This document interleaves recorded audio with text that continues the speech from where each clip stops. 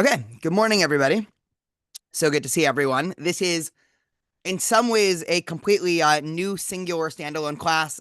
In other ways, kind of a natural continuation. It looks like at least 85% of you were in the modern Jewish thought class. And so if you weren't in that class, don't worry, you'll be able to understand everything. And if you were in that class, I think it could be interesting to think about a lot of what we're going to talk about in the context of everything that we learned about Judaism in the Jewish world in the 18 and 1900s, mostly in Europe.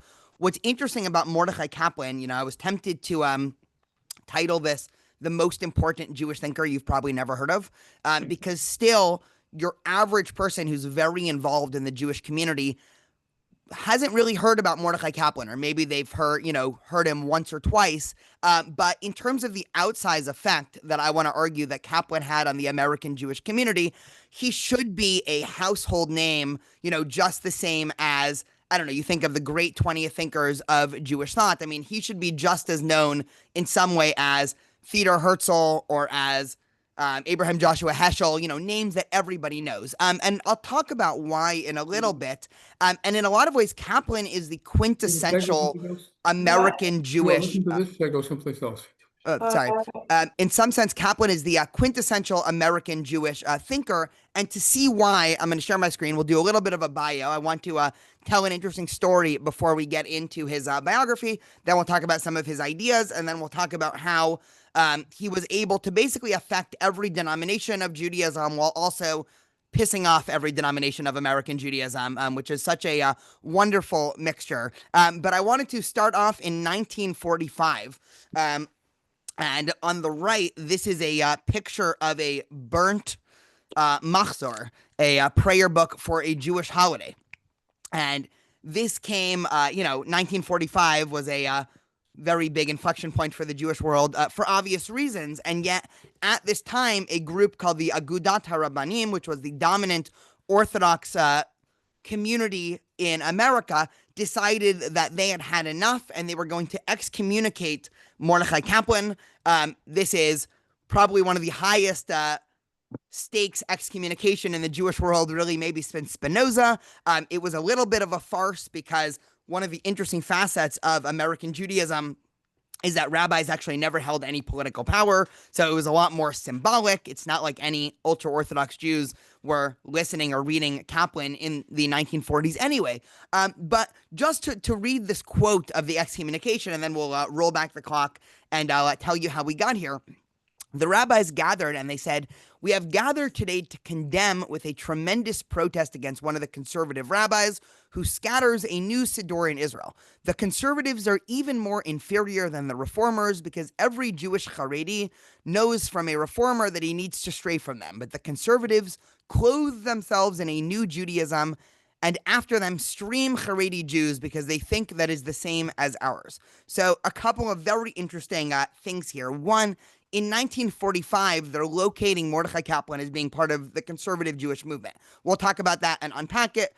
Kaplan spent most of his life in conservative Jewish institutions, but like a lot of things about Kaplan, it's a lot more complicated than simply pigeonholing him into one of the denominations. As we'll see, he eventually led to the founding of Reconstructionist Judaism, though many scholars debate whether or not that was his intention. From a probabilistic standpoint, Kaplan was actually trying to change the entirety of the American Jewish community. And so he bounced around to different institutions. He was at JTS for many years. He taught for many Orthodox institutions. At one time, he was actually offered to head JIR, which was the leading Reform rabbinic institution. And so he was a man of many denominations. But how did we get here? So we'll talk for a little bit about the history, which I think is in some ways just as interesting as the ideas, and then we will plow forward into Kaplan's ideas. And so let's roll back the clock to 1881. And as Irving Howe, who wrote an incredible book about American Jewish history, for anybody interested in Jewish life in America, and especially this massive wave of immigration between the pogroms in Eastern Europe in 1881 and World War I. You have to read World of Our Fathers by Irving Howe. It's a massive book. I'm just warning you. But he starts off his book with a very fascinating and provocative statement, especially for ears that are attuned to Jewish history. And he says that the year 1881 marks a turning point in the history of the Jews as decisive as that of 70 AD when Titus's legion burned the temple at Jerusalem, or 1492 when Ferdinand and Isabella decreed the expulsion from Spain. So two dates that every Jewish historian knows: 70 CE when the Second Temple was destroyed, and 1492 when the Alhambra decree was announced and Jews were kicked out of Spain, and then eventually Portugal, starting really Jewish modernity for all intents and purposes. And Howe is going to argue that 1881 was equally as important as a turning point for Jewish history, because this was the inflection point when Jewish life in Eastern Europe, which would eventually become Central Europe, and then, of course, we know 50 or 60 years later would eventually become Western Europe, became relatively untenable. This is when 2 to 3 million Jews end up coming into New York City, mostly through Ellis Island. I oftentimes remark this, but I'm going to guess if we took a poll of people's grandparents or great-grandparents or aunts and uncles, I know certainly if we did that for myself, a very outsized number of my relatives were a part of this immigration. And this is exactly when Kaplan got to America. Kaplan was born in Lithuania, then under the control of Russian Empire, but he arrived to the U.S. in 1889 at the ripe old age of 9. And so he was very formed by American institutions. And as we'll see, one of the interesting things about Mordecai Kaplan is he spoke about America not merely with the same "we're so thankful to be here" that many other Jews spoke about America, but he really spoke about America as having a religious type of significance that really affected the way that he saw Judaism and America. And for Kaplan, the project of American democracy in many ways was a parallel project to Judaism. And we'll get back to this a little bit, but Kaplan held America in a lot of esteem in terms of the idea of being a pluralistic democracy. One of the things that happened, and this is some of the fun early episodes in American Jewish history, especially for these late 1880s through World War I, is it was an immediate clash that happened, both in terms of general American Jewish community, and also, you can imagine, individuals having this clash in their own heads. The dominant American Jewish community before 1880 was the German Reform movement. For those that just took the modern Jewish thought class, you'll be very familiar with the German Reform movement. And in the 1820s, 1830s, 1840s, there were waves of people that were coming, that were fleeing the Napoleonic Wars in Western Europe. And many Jews, fled the Napoleonic Wars. Other Jews came because of commercial opportunities. And so if you were to pop into a time machine in the year 1850, 1860, 1870, 1880, and you came to America and you were trying to gauge the lay of the land, the dominant and largest Jewish community by far would be the Reformed Jewish community that tried very hard. And again, this is going to fit nicely with everything that we discussed when we discussed Abraham Geiger a couple of weeks ago. But everything about the American Reformed community was attempting to be as culturally assimilationist as possible, right? You wanted to be a American in the street, yeah, sure, when you go to synagogue, you do all the Jewish things, and when you're at home, you can do all the Jewish things, but when you go outside, when you're in the public sphere, you sort of take off your Jewishness, and now you're the American who is very prim and proper and very much in the mold of American Protestantism, which was sort of the modality of both the German and then subsequently the American Reform movement. And this was the disposition that the majority of German Jews would have had in the sorry, I think I'm just going to mute someone. Sorry about that. I learned a lot while I was on the toilet. 1 second. All right, there we go.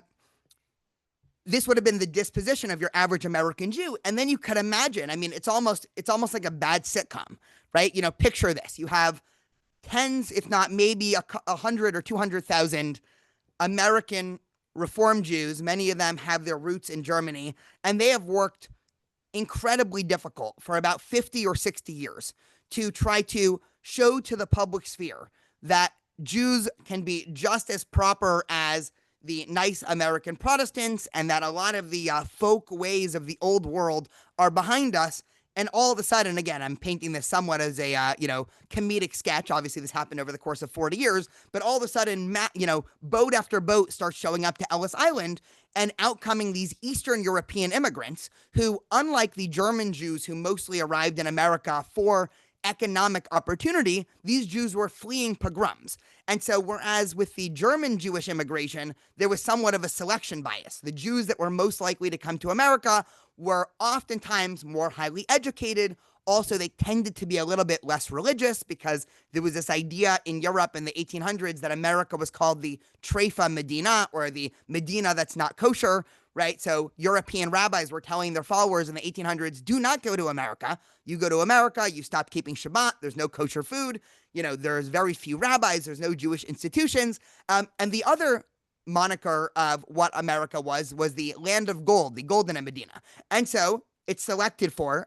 many young people who were less religious and more interested in economic opportunity. All of a sudden, you get hundreds of thousands and eventually millions of Eastern European Jews who are seemingly much more traditional in every way of life, and they are now coming to America. And this is creating tensions between the Eastern European Jews and the German Jews that are in America at the time, and also internally in the Eastern European Jews, all of a sudden coming to America, the land of freedom, of economic opportunity, of capitalism, of a type of intellectual freedom that for many in the shtetl they just never had access to. Inside the mind of these Eastern European immigrants, there began to arise this conflict. And this would continue well into the interwar period. I'm fast-forwarding history a little bit so we can get to Kaplan's ideas. And we know that in the interwar period in America, 1920s, 1930s, there was a very staunch religious decline. This was really cross all religions, but as the American Jewish historian Jonathan Sarna notes, this disproportionately affected the Jewish community for a variety of reasons, including a uptick in anti-Semitism in America in the 1920s and 30s. And this is also at a time when science and modernity were making great leaps. So you had the Scopes evolution trial in the mid-1920s, and it just seemed like religion, and when I say religion, I mean traditional religion, orthodox or dogmatic religion, was sort of losing out in the battlefield of ideas in America, right? America was always about, in some way, competition, right? And so just like you have economic competition, if I open a market and Susan opens a market, we have competition there. And so religious institutions in America, one of the unique facets and one of the reasons why there's so many denominations and different Jewish institutions in America is because of this type of competition that America has always fostered for good and bad, is Orthodox religion or traditional religion was simply losing out in the 1920s, 1930s to other forms of modality. This is also when a number of very popular books and articles about biblical criticism started making their way from the European Academy over to the American Academy. And all of a sudden, for a well-educated Jew in the 1920s and 30s, and Mordecai Kaplan is certainly in this category of well-educated Jew, it simply became beyond a possibility to retain the type of traditional belief that one might have had in Eastern Europe in the shtetl, and there was this proliferation of Jews accepting science and modernity, accepting the findings of biblical criticism, accepting the general pluralism of America, which is at direct odds with the type of top-down binding nature of Orthodox Jewish law. And these things were coming into a major clash. There was secular humanism. There was also general capitalistic and consumeristic leisures. This last one's actually very interesting because we'll get to this in a couple slides. But one of the things that Kaplan, and then I'll introduce Kaplan a little bit more formally, one of the things that he was able to recognize, I'm going to guess everybody here has some cursory familiarity with Kaplan, which is what prompted many of you to join this. But unlike many religious leaders, I'm not just talking about Jewish leaders, I'm talking about religious leaders, Protestant, Catholic, Jewish, who oftentimes spoke out against consumeristic leisures as there's religion on one side and materialistic or consumeristic leisures on the other. Kaplan had this brilliant idea of what if we fuse them? What if we actually bring the consumeristic leisures and plant them in the middle of a synagogue? And we'll get to this in a little bit. And so Kaplan gets onto the scene, and the Jewish world is changing a lot in the 1910s, 1920s, 1930s. And if you just look on this bottom right, I have a nice Jewish population graph. And so you can see all the way down here, I apologize, it's a little bit cut off, but this is 1880, and this blue line is a population of America. And so you can see it goes up from about 400,000 Jews living in America, all the way to about almost 4 million Jews by the end of this wave of immigration. So things were changing very fast. Now, what was on the menu, for lack of a better word, for your average American Jew who, if you were around in 1920 and you were going synagogue shopping, you would obviously have had access to the smattering of denominations that you have now. Like I say, whenever we're presenting any thinker, these thinkers all had very strong ideas. And so,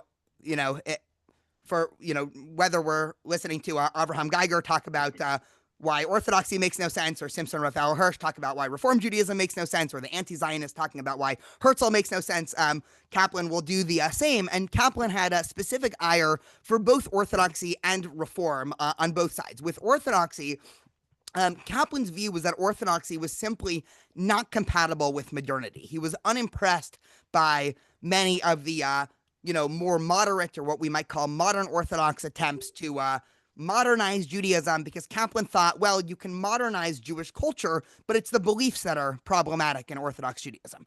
And Kaplan has this line in his magnum opus, Judaism as a Civilization. He says that Orthodoxy simply refuses to be placed in a position where it would have to defend its claims before a court of reason, right? So he wasn't very impressed by the intellectual rigor that was coming out of the Orthodox world. Another line, Orthodoxy precludes all conscious development in thought and practice. He thought not only was the Orthodox community too stubborn in terms of its intellectual ideas, but also in terms of its development of thought and practice, right?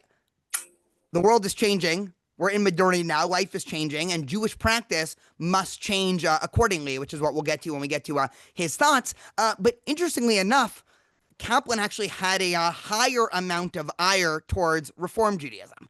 And we can probably psychologize as to why. But Kaplan thought that Reform essentially got many of the most important sociologic questions of Jewish life wrong.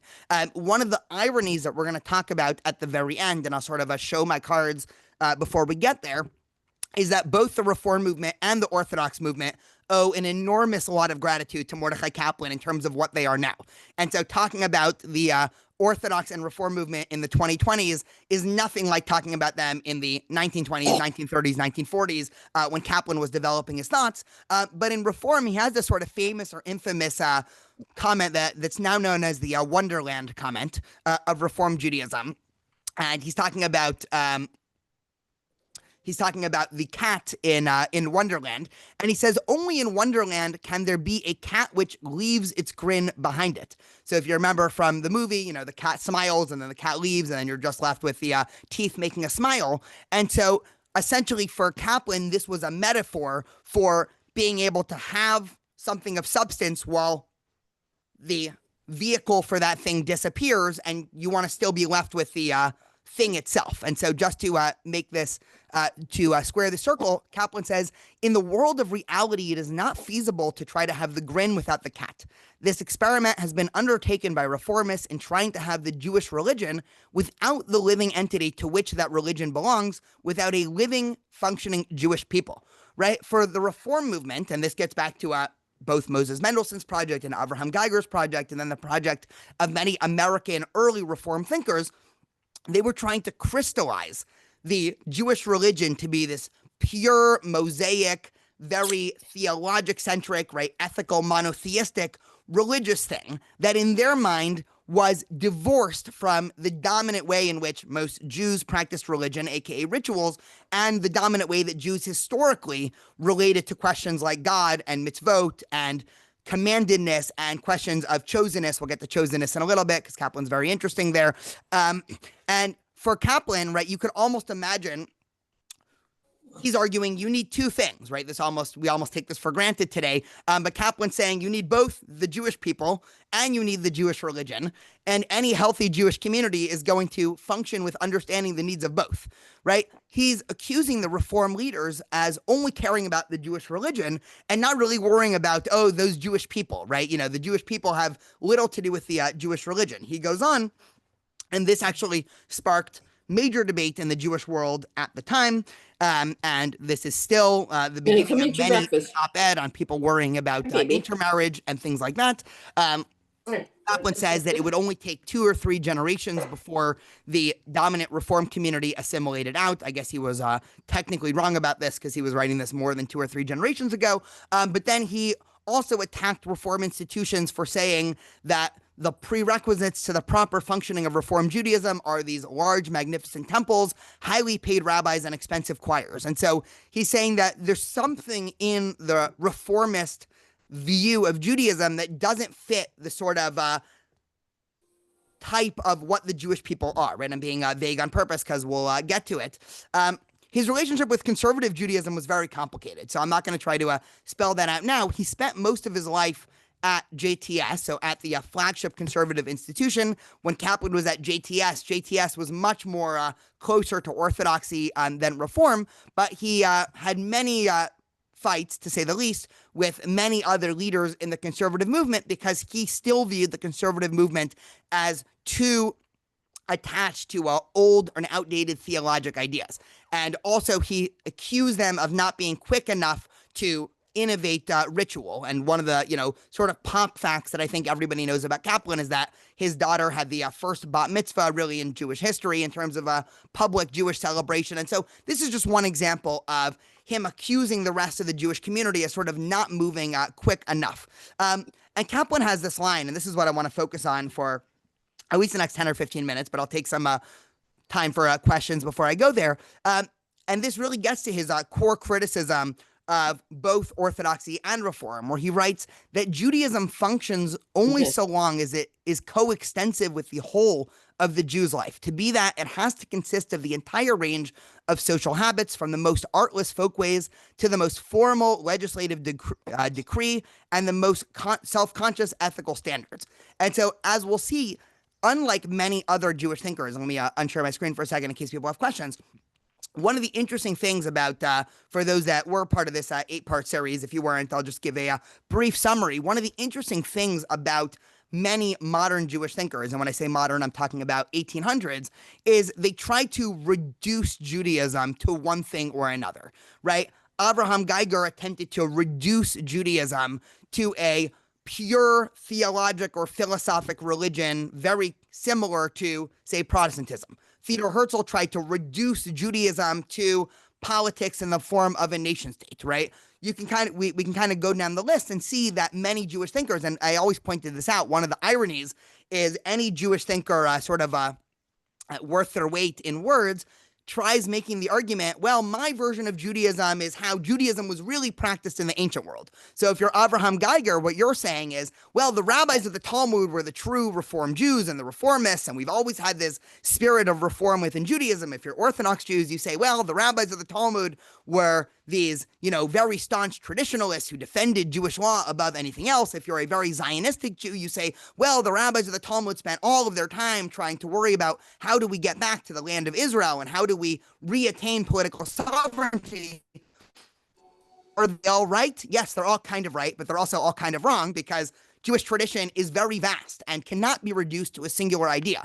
And this is something that Kaplan is going to bring to the American mainstream. Kaplan is not going to make the argument that Judaism or Jewish tradition points in a singular direction towards this obvious idea, such as Orthodoxy or Reform or Zionism or just being an American liberal and, being very into social justice. What Kaplan is eventually going to argue is if you take the Jewish people into account, and we'll get to his idea of Jewish peoplehood in a second, that has to contain all of these organic forms of Judaism. And so Kaplan advocated for a very huge, I won't even say big tent, a massive tent that encompasses the same type of pluralism that in some ideal of America that hopefully some of us still share a little bit, which is America is this vast place where we have very stark disagreements on politics and religion and social norms, and yet we all still do view each other as a part of the same neighborhood and city, and all, again, hopefully this is still true, want best interests for everybody,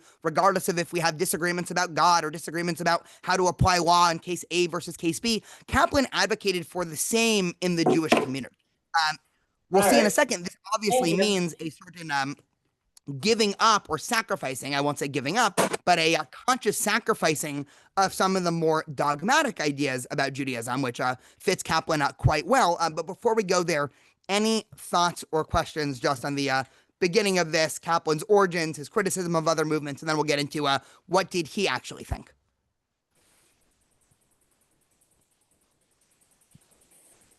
Daniel, I have a question. Did he go to Sure. yeshiva or public schools? Was he educated in public schools in New York? So he did both. So it's a great question. He actually is a perfect product of this mixture because he went to a yeshiva called Yeshivat Eitz Chaim earlier in his life. It was a strict Orthodox yeshiva, but then he also took secular subjects, and so he, in some way was a product of both the Orthodox yeshiva model of Eastern Europeanism, and he grew up in New York, and so very much that model. But then he also was taking secular studies classes and doing all these things that, if he was just in the Orthodox community, would have been a little bit more frowned upon. So it's a great question. And he spent much of his life also in the Orthodox community as well. And so what's interesting about Kaplan is he actually spent considerable amount of time in every single denomination in America. And so, which is why he's an astute observer of what is wrong, what needs to happen. Many of his criticisms are not the criticism of outsiders, they're the criticism of an insider, which makes it all the more difference. But it's a great question. Perfect. Okay. So, boom, boom, boom. Sorry, I just see one comment in the chat. Oh, thank you so much, Ricky. Okay. So, Kaplan's views and ideas. So, Kaplan is going to try to give in his magnum opus, Judaism as a Civilization. It's a massive work. It's multiple parts. And I believe it's either the third or the fourth section of his book. He undergoes a project in some way not dissimilar from Maimonides in terms of Guide to the Perplexed, to try to fully rework Judaism and traditional Judaism in light of what he considers to be new, obvious theological realities. We'll get to what that means in a second. But here is how sort of he introduces this section of the book. He says, the Jewish quality of the religion of the Jews will not depend on claims to supernatural origin or claims to being more rational or more ethical than other religions. Its uniqueness will consist chiefly in the fact that it will be lived by Jews and will be expressed by them through such cultural media as Jewish civilization will produce. This is at once a fascinating statement. It's slightly tautological, and I'll explain. Tautological just means its premises share its conclusions. And he's also taking essentially a hacksaw to the foundation of two ideas that Kaplan calls out at the outset of this book and says, we need to rework what we mean by God in Judaism, because for many American Jews, and Kaplan was one of these American Jews, but he's also talking about the American mainstream, claims of, supernaturalism and miracles and, that classic view of God that many of us might have grown up with is just untenable in the light of modern science, right? That was one of Kaplan's premises. Two, the idea of Jewish chosenness, right, is also an outdated idea of ethnic supremacy that is also no longer palatable to the modern mind. And so for Kaplan, claims of Jewishness and Jewish practice and ritual and Jewish religion are not important because this is what either God says or because Jews are the special chosen people. But in a sense, what makes practice important is the sense of the fact that we have been a part of a community, or as we'll see, a civilization that has been thinking about and practicing these ideas for thousands of years. And it's through this shared cultural heritage that Kaplan believes we can use this as a vehicle to real change that needs to happen in the world. And so Kaplan's doing two important things. One, he's saying that Jewish tradition is not making any claims of being better or more godly or more capital T true than any other systems. But at the same time, Jewish tradition has a vast, deep, and thick cultural tradition that has inspired Jews all throughout millennia across all geographies of the world to want to make themselves, their family, their community, and the world a better place. And that is a legacy worth tapping into. He gives I believe this was in a speech. I don't know if he actually writes this in his book, but he gave, sort of an obvious analogy of a family, right? Many people, hopefully most people love their family or love their group of friends, right? People don't love their family because they think God chose their family above other families to be special. And most people don't think they love their family because their family are ethnically better than other families, right? You love your family simply because it's your family, right? You don't need any more explanation than that, right? I don't have to defend why I love my daughter more than a child that I haven't met yet. And so for Kaplan, Judaism should be the same. Now, it doesn't mean you shouldn't strive for higher purpose and moral imperatives once you have your family, once you have Judaism, and we'll get to what Kaplan wants in terms of that in a little bit. But for Kaplan, this allows Kaplan to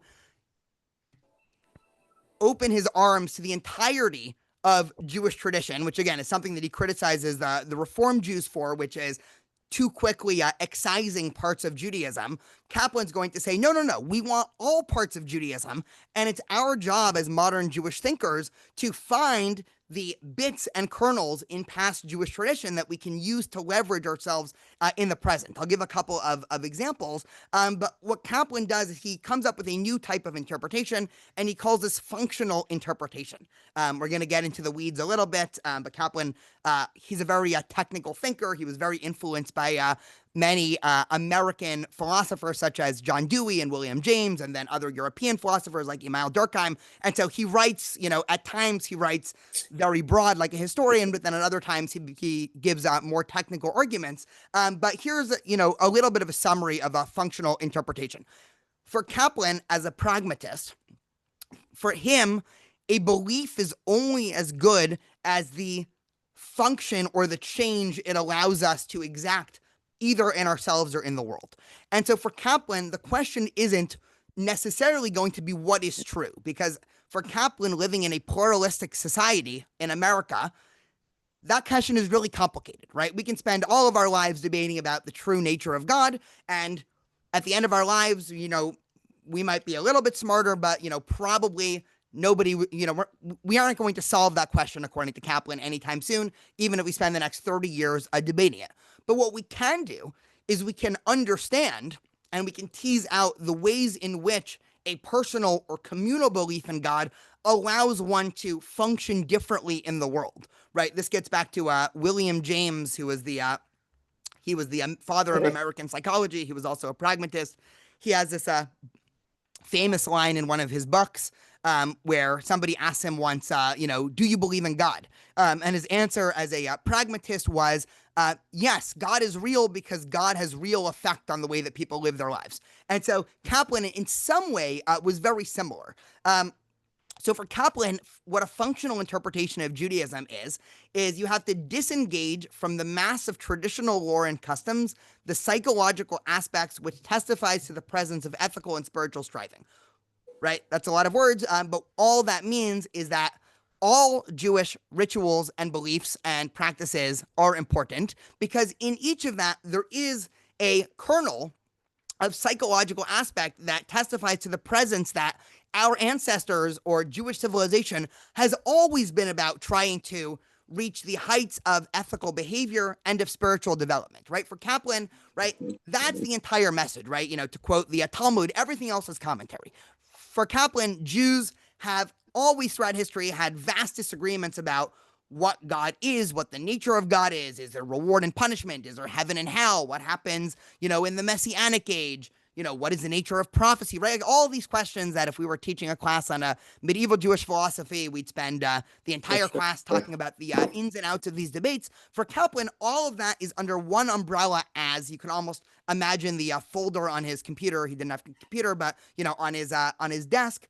And for Kaplan, that would be filed under Jewish civilization, conversation striving to reach spiritual perfection and understand the nature of God. And so for Kaplan, again, he was able, right? This is in some sense the brilliance and the Americanism, right? I'm going to make up a word, of Mordecai Kaplan, is that he understood that in a Jewish community, it's not desirable to actually have everybody that has the same view of God. Just like in America, it would not be desirable if everybody had the exact same views on politics or on social movements, because the very fact that we are in a unique civilizational community like Judaism means by definition there's going to be different views and disagreements, as opposed to denominations. Again, he very much didn't like the different denominations, because denominations tried to say, well, here is the thing, here is Judaism, here is, either a Reform version or Orthodox version, and here is what every Jew should adopt. For Kaplan, it was taken for granted that within a Jewish civilization, you would have reformers on one hand and staunch traditionalists on the other, and people that wanted to practice a very traditional version of Jewish law over here, and people that, didn't really care for the intricacies of Jewish law over there. And for Kaplan, that was all well and good.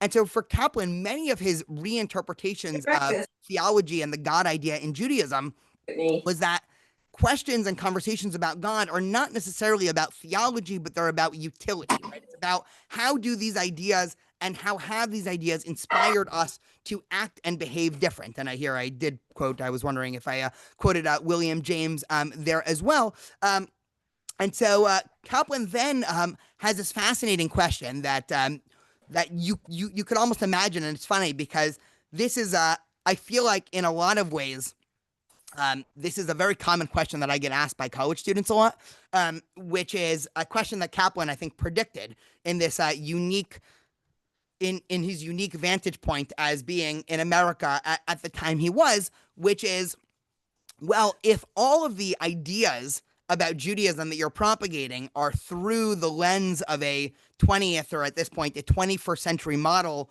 of ethics and morality and politics, what use is Jewish tradition, right? Why not just start over, right? Why don't we just recreate a system of ideas that we think is better, right? You can almost in some way ask the same question about, the American legal system and the Constitution. And for Kaplan, his answer is fascinating because it gets to both Jewish identity, history, and psychology.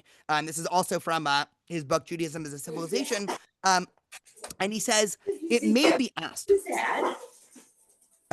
be asked, but why start out with traditional concepts and then subject yourself to the arduous task of reevaluation? Why not begin with utterly new standards and values? The answer is that the tendency to reinterpret derives from the most basic need of feeling that there is some objective truth to the course with human history has taken. If all that man achieved of culture and religion should turn out to be illusory, what meaning can human life has as a whole? On the other hand, if we can discover some element of continuity between that which we find to be helpful to human life and development and that which was cherished by the ancients, we are fortified in our hopes and aspirations. The advantage of utilizing traditional concepts is that they carry with them the accumulated momentum and emotional drive of man's previous efforts to attain great spiritual power. And so for Kaplan, his answer is almost perfect. His answer is essentially, if I'm going to summarize it, it's not to say that if you open the Tanakh or the Talmud or medieval Jewish literature or your favorite, Hasidic discourse, it's not to say you're going to find objective theological truth there. But in this vast, experiment that is life and our striving to reach both philosophic and ethical perfection, the road paved by the ancients, by, Jewish tradition, has essentially been laid for us. We already have general contours and general road markers and shared symbols to thinking about things that make us actually be able to have a cross-civilizational conversation about it. The exact way that, let's give an example, right? We all are familiar, or most of us are familiar with, basic narratives in the Torah, right? So we can talk about, Genesis 22, right? I was just teaching about this in another class, where God asks Abraham to sacrifice his son.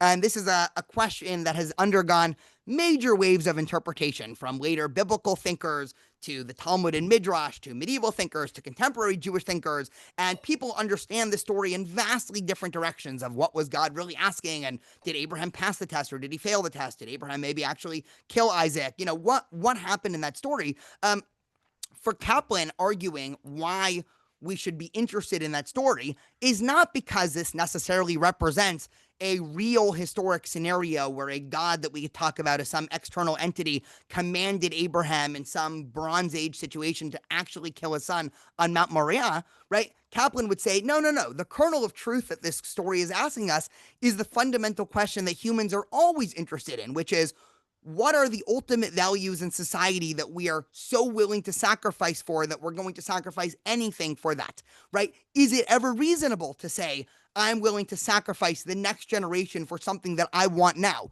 right? We can, this isn't necessarily Kaplan, this is me out pontificating, but, there's obvious political parallels in our own times, right? People are oftentimes surprised to hear the story flip this way, but in a lot of ways, war and the military, right? What else is a country doing if they are drafting the sons and daughters of that country to a military and saying, you have to potentially sacrifice your life to protect something, right? Maybe it's a good sacrifice, maybe not, right? I'm not going to get into ethical questions here, but to say we have something, say, geographic borders, or in the America case, right, some notion of democracy or some notion of security, right? Whatever that is, right? What are the fundamental questions society is willing to sacrifice its most prized possessions, aka the next generation, for, so the story still has relevance to us, right? It still has a lot of utility. And by understanding the story across a civilization, we can actually have shared conversation, not just between ourselves who all know the story,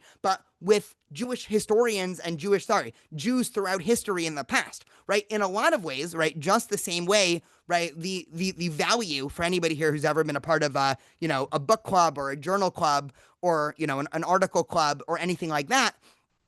The joy is everybody gets there having hopefully read the book. And then you can have a conversation based off of values and concepts that are definitely not limited to just the book, but the book gives you a shared foundation to be able to explore further ideas.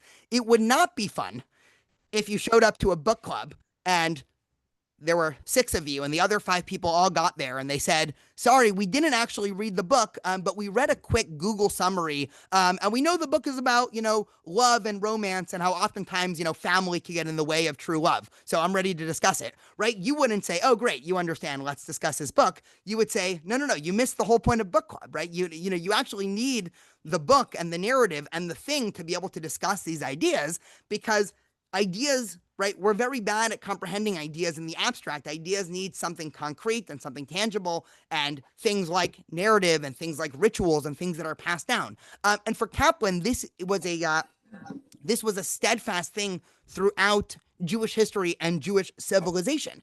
And there is what he calls an accelerated momentum to these things in a way that it just wouldn't be the same if we gave up on our heritage.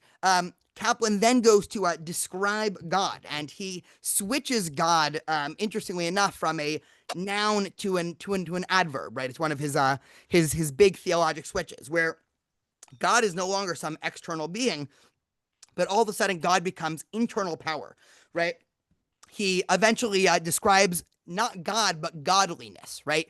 God is no longer some external being, but God is, as he describes it, the sum of all the natural processes that empower human self-realization. So the question is not, what did God do? The question is, if you're about to do something, is this a godly thing to do, right? This is genius. I mean, because Kaplan is now able to maintain many Jewish traditions talking about God and attributes of God, but to the person who might say, well, maybe I'm agnostic, or maybe, I don't really care much for religion, or maybe I'm a secular humanist, as many American Jews were in the 30s, 40s, and 50s, Kaplan could say, but we're not talking about some set of dogmas and theologies that, are overly complicated and that you might not believe in anyway. We're talking about you as an individual actor. And when you study Jewish tradition, you study what Jewish thinkers had to say about God, again, you're talking about, what do you have to do? What is your ethical imperative in terms of how you act in the world? And so just to, kind of summarize, there's two more slides, and then we'll take time for conversations and thoughts after. Kaplan sort of takes all these ideas into a central thesis that Judaism is best understood as a civilization, not a religion, not an ethnic group, not a culture, but some mishmash of all of these.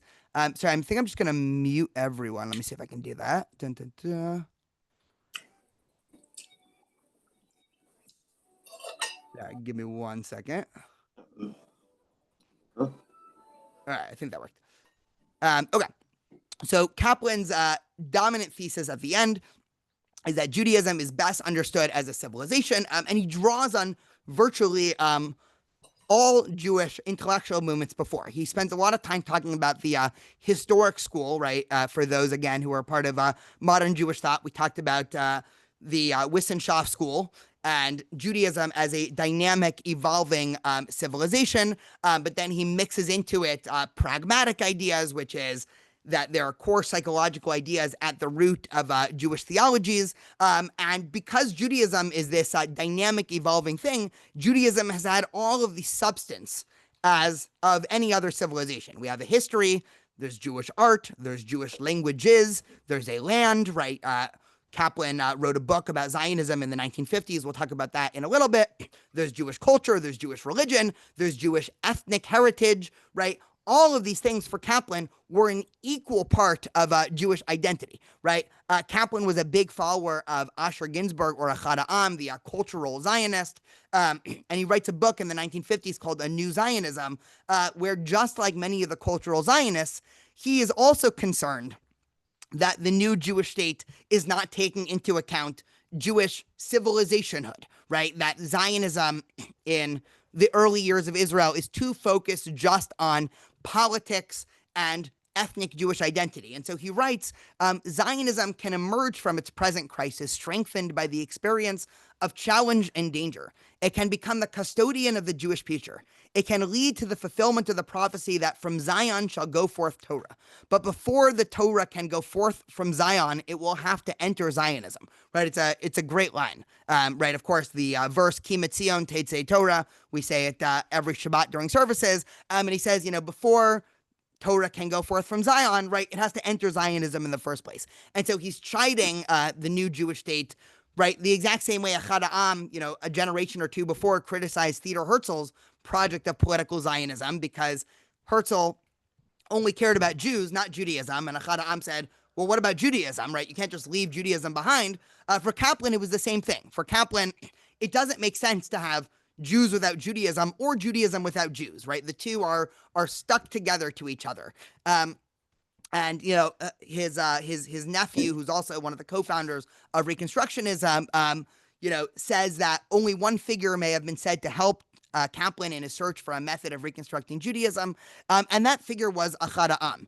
And so, just to unpack this a little bit, because this is a very interesting comment, and it's a very interesting comparison between Kaplan and Achad Ha'am. The 15-second summary of Achad Ha'am, let's see if I can do this actually in under a minute, is that Achad Ha'am's view of Zionism is he was less focused on the politics of the state and the ethnic identity of the state, but more in the sense of what is going to be able to save Judaism in modernity. Again, he's writing this in 1897, but for what he viewed as modernity was that Zionism, or the Jewish state, would constitute a cultural center that would then be able to inspire the diaspora from that shared cultural heritage. And again, Achad Ha'am is writing at a time, again, of very splintering denominations. And for Achad Ha'am, because Judaism was more than just a religion, that Judaism in the diaspora was necessarily stymied, right? It was stuck because in the diaspora, all Judaism was able to be as a religion. But for Achad Ha'am, for Judaism to really thrive and prosper and evolve in its true form, Judaism can't just be a religion. It also needs to be in control of the art museums, and it also needs to be in control of historic sites, and also needs to be in control of social policy and politics, and any of the things that a civilization can be open to. Judaism must be allowed to comment on and be in charge of, or else it will not be able to survive in the diaspora without this cultural center. That was Achad Ha'am. Mordecai Kaplan, in many ways, can be thought of as taking Achad Ha'am's model of Zionism and applying it to everywhere. In other words, for Achad Ha'am, there would be one Jewish cultural center, and that would be the Zionistic state, right?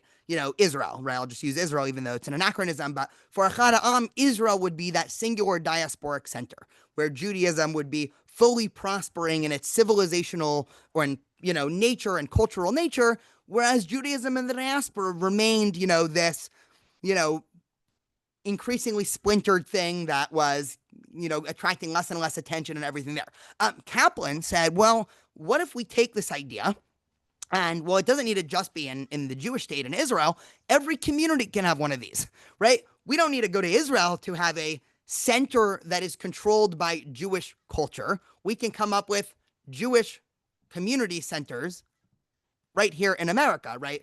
If you get where I'm going, Kaplan was one of the instrumental thinkers, right? Some people credit him with the founding of the JCC movement. Other people, right? There was the Young Men's Hebrew Association back in the 1800s, but Kaplan really took the idea of the Jewish Community Center to a new level. And let me, as many historians note, and then I'll get to the JCC in a second, Kaplan proposed a more generous, I'm quoting from the historian Deborah Moore here, he proposed a more generous understanding of Judaism that would encompass what he considered to be narrow religious definitions and would also include various secular versions of Judaism. Civilization incorporated all types of Jews, irrespective of their ideologies, religious or secular. And in this way, for Kaplan, these Jewish civilizations or communities that would be everywhere wouldn't be theologic based or denominational based, and they wouldn't, be operating on an ideology which was, well, we only accept people who keep Shabbat, or we only accept people who use this Siddur, or we only accept people who have these views about politics, right? For Kaplan and his ideal, right, Jewish civilization encompassed all of this. And in a lot of ways, right, just to go on one more philosophic digression, I think we're doing well on time here. He was also a student of Emil Durkheim. Durkheim's another fascinating thinker. He's not technically a Jewish thinker, even though he was Jewish. He actually, fun story is Durkheim. Durkheim is thought to be the father of modern sociology. And Durkheim actually grew up also going to a yeshiva. He was on path to become a rabbi, and then he decided to become he founded the School of Sociology. And he had these fascinating views on religion. We don't have enough time to really get into it, but for Durkheim, religion is a community's worship of itself, right? Right? Not in the idolatry sense, but in the sense where a religion is able to bind together a group of people who share some vague amalgamation of either views or rituals or everything. But at the end of the day, what's the most important thing about religion is that all religious ideas and rituals are just symbols to represent the community. And so for Durkheim, it's less important what specific rituals and beliefs any group has, but it's important that they have them in the first place, because that's what constitutes shared belonging and social cohesion. And so in many ways, Kaplan's idea for what the Jewish community needed to go was exactly this direction, right? He has this famous line, a shul with a pool, and we'll try to tie in all these concepts here. And so for Kaplan, he proposed this idea that Jewish communities would have centers that were not just religious Jewish centers. Again, this sounds, it's funny because presenting these ideas in 2025, it's almost like, this is obvious, but this was very much not obvious before Kaplan proposed this. Kaplan has these ideas of, what if we have Jewish community centers that aren't necessarily religious? They're not necessarily not religious, but they're just places for Jews to gather and do Jewishy things, right? What is a Jewishy thing, right? Again, that's subject to a vast interpretation, right? And he has this speech on the outset of the JCC movement where he says, to expect worship to constitute the principal motive of social togetherness in the same way as professional or business interest is to put a strain on human nature. To make religion in its commonly accepted sense the aim of social cooperation is like organizing eating clubs for the purpose of having their members say grace together. The one unmistakable principle which emerges from the scientific study of religious phenomena is that in order to have religion in common, people must have other interests in common beside religion, right? This is very much Durkheimian. And what Kaplan is saying is sort of funny, right? The point of Jewish communities, and even to some extent, dare I say, synagogues, is not the prayer. It's afterwards when the congregation gathers for lunch or for dinner, or is talking to each other in the social halls, or if that inspires then social interaction, that then when somebody in the community gets sick, other people then go over and bring them soup. And then the next week, everyone gathers for prayer again. But prayer is not the fundamental thing. Prayer is one out of the many linchpins that are adding to the social cohesion of this community. And so religion ends up being, Judaism is one part of Jewish civilization life, but it's no more or less important than what he would call secular Jewish life, right? Jewish art, Jewish history, Jewish language, Jewish statehood, right? Those are equally important pieces of this vast thing that we call the Jewish civilization. And just, coming into a landing here, one of the interesting things about Kaplan is, he never really meant to found a new denomination, right? There's some debate about, towards the end of his life, as Reconstructionist Judaism was developing a separate identity, was this Kaplan's goal? Was it not his goal, right? Those questions we can leave aside. But what's interesting is, despite the fact that at one point or other, every Jewish denomination, right, Reform, Conservative, and Orthodox, made explicit steps to disown Kaplan and to be ashamed of him, he influenced each of the American denominations probably more than any other thinker throughout history. The entire idea, this is what my much promised, one of my term papers in grad school was a 30-page paper on Kaplan. And that paper was all about how movements like summer camp and Hillel and different youth groups, right? So we talk about NCSY in the Orthodox community, USY in the conservative movement, NIFTY in the reform movement, right? These are not Jews gathering to sit around, pray, and learn Talmud all day, right? This is not a typical yeshiva or cheder model that you would have in Eastern Europe. The idea of Jewish summer camp or Jewish youth groups or Hillel is that students gather, right? Sometimes they do religious-y things, but more often than not, they gather to hang out and to eat and to have social function. And the social functions are not viewed as, well, if we get them to socialize enough, then maybe one day they'll start to become more religious and eventually become Orthodox, right? That is not the model, right? It is that it is important for Jews to gather in community and civilization and to foster all of the ideas and values of this civilization. And so Sarna, again, sort of concludes his chapter. He has a whole chapter on Kaplan where he says its significance lies instead in all the critical questions that it raised and the important debates that it stimulated within all movements of Judaism. And just to look at a Hillel International, this is what I specifically wrote my master's thesis on.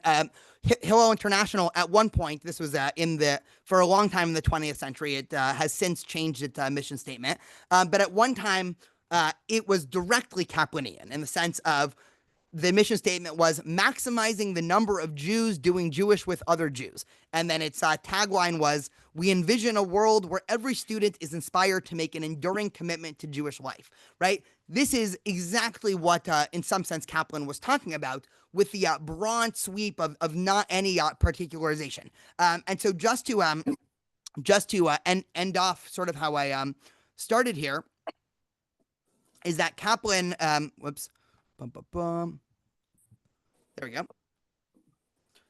Kaplan had a enormously outsized effect. I mean, he was alive. I'm going to forget the exact year that he died. I think sometime in the 1980s, but somebody can quickly fact check me there. I mean, he spanned so many important movements, the changing Jewish landscape in the 1920s and 30s, the post-Holocaust world in America, the founding of the State of Israel and conversations over Zionism, the Jewish institutions that were created in the 50s and 60s, and everything there. And yeah, and somebody just wrote the Havurah movement was also inspired by Kaplan as well, right? The idea that every synagogue would have explicit notions of social groups that would also meet, right? Not again for strictly religious purposes, but just for a social community there as well. And so Kaplan's legacy, right? I mean, the reason why I started with saying he's probably the most important Jewish thinker the average Jew has never heard of, is that the Jewish world would just look completely different if it weren't for Kaplan's vision. And here's the proof. Thank you, Sylvia. It was he died in 1983, so I'm glad I got the decade right. If you go to Israel, right, here's how you know. Here's a good case study of Kaplan's significance. Kaplan did not affect Israeli society much. He affected American society in an enormous way. If you go to Israel, and I've done this before, you talk to Israelis and you try to explain to Israelis things like Hillel on campus or Jewish youth programs or summer camps or things like that, they just have no idea what you're talking about, right? It's not even in, I mean, now again, you know, it's been enough time and, you know, now many Israelis will come to America to be counselors in summer camp, and Israel has a whole program sending emissaries to Jewish campuses in America to do work with Hillel. We have one in Orange County as well. But let's take that aside, right? If you take just the natural way that Judaism in Israel developed, there was, you know, Haredi Judaism, ultra-Orthodox Judaism that was very theologic, very halachic based. And then a bunch of people who were, you know, staunch secularists.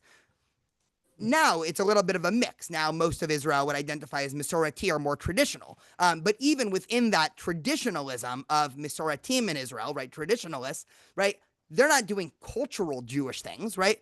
That just means they sometimes tap into religious Judaism and sometimes not. But Kaplan, again, the entire Jewish landscape would look different from Reform synagogues to Orthodox summer camps to Hillel International if it wasn't for Kaplan. The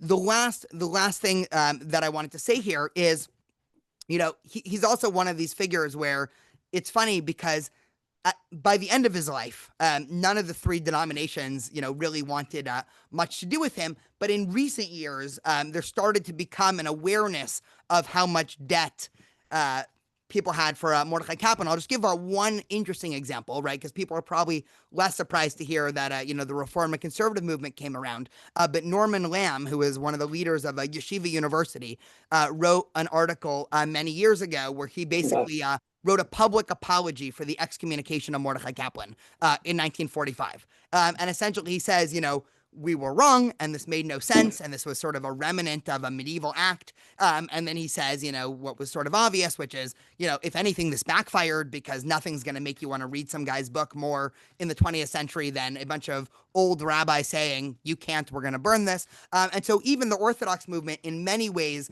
has come around to understanding Kaplan's influence. So I know we went 3 minutes over, but I am happy to stay and hang out for any and all questions and thoughts. But thank you so much. And thank you, Reb Marsha. I don't know if you're here somewhere, but thank you, everyone. Rabbi, I have a question. Yes. How did Kaplan, since he saw the Jews as a civilization, how did he see Judaism with Western civilization? Were they joined together or was it an offshoot? Or so Kaplan he spoke about America in many of the same ways that he talked about as he talked about Judaism. I'm looking for a quote. Give me 1 second, and I will answer your question not in my words, but in Kaplan's words, which is probably more interesting than my words. Here, so this is a quote from Kaplan in a journal entry here. He says, to love America is simply to love myself, for it is only in this blessed country that I could have achieved what I value most in myself, relentless honesty of mind. The Jewish people gave me the problems to work on, but only America gave me the means, the leisure, and the freedom to understand this problem. And then he wrote, so just in the words of anthropologists, right, his view of America was, again, that it fits part and parcel with Judaism and Jewish identity, and especially the pluralism piece. I mean, that's I think the piece that Kaplan, in some way, in the Jewish community was ahead of its time, because many people, I would also argue, that the Jewish community has moved from strict denominationalism to a sort of de facto pluralism, which means that even though we all have our own views, which we should, right? That's great. But we also understand that other people might have different views in the Jewish community of, say, how they keep kosher, and that's okay. Our job is not to change their mind and tell our neighbor, hey, you're being too strict, or hey, you're being too lenient. But isn't it great that we get to live in a Jewish community where we'll have different views of how we practice Jewish law? Just the same way that he would say in America, isn't it great that we get to be neighbors with people who, you know, have different ideas of what tax policy is? Again, you know, he'd probably be very disappointed in current political situation in America because we've lost a lot of that. But that's probably for a separate class. Go for it, Rhea. Oh, okay. So this is so interesting because what Kaplan originally, you know, when he proposed the Jewish Center as being a center of Jewish life, not just the prayer place or the studying Talmud place, but I see synagogues now becoming like Kaplan's Jewish Center, but they don't have a pool. And the idea of Judaism being a diasporic religion, and part of the diaspora is also Israel. So this is fascinating because the richness that has come about Judaism from the United States, from the Jewish community in the United States, and the thinkers is exciting, and that we need both, and that I'm really, I shouldn't use the word proud, but I'm grateful for the far thinking and the continual discussion of what is the Jewish community, how is the Jewish community, and so this has been fascinating. Thanks. Of course. Thank you. Thank you so much. Yeah. I mean, even things as simple as, I mean, now if you go to your average synagogue on Shabbat day, you sort of expect there to be food after. Right. That's, you know, this is another great way in which Jewish life in America differs from Israel, right? You go to synagogue in Israel, right? I remember when I lived in Jerusalem, you know, you go to your average shul and there's just no food after, and you're, you know, oh, people are just here to pray. You know, that's weird. You know, where's the kiddush? Where's the food? And you know, obviously Kaplan didn't invent that idea, but that is his model of, again, you know, synagogues being places where there'd be ping pong tournaments and poker tournaments and mahjong and all these things that, you know, now you look at the average bulletin of your, you know, synagogue. And again, it doesn't matter what denomination. It's the same in Orthodoxy and Reform. And you look at the array of social opportunities that the synagogue is offering, and that is directly Kaplan.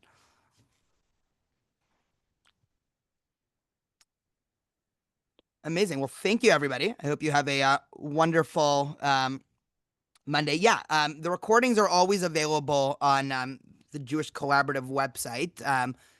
Madalena, I don't know when you think that'll be up. Probably It'll 3-ish be days. up on our website tomorrow. Oh, perfect. Okay, amazing. Well, thank you so much, Madalena. Amazing. Well, have a wonderful Monday, everyone, and wonderful week.